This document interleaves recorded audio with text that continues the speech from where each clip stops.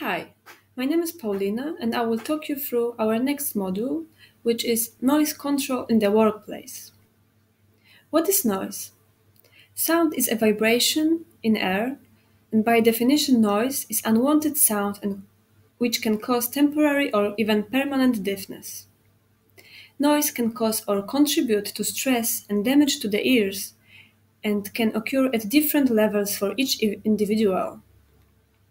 Always look out for safety signs depicting noise areas and be aware of arrangements in place for managing noise, particularly in restricted areas.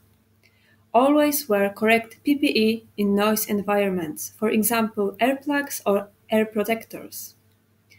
A good example of noise problem would be if you have to speak loudly at a short distance of 2 meters to be heard, then a noise problem may exist.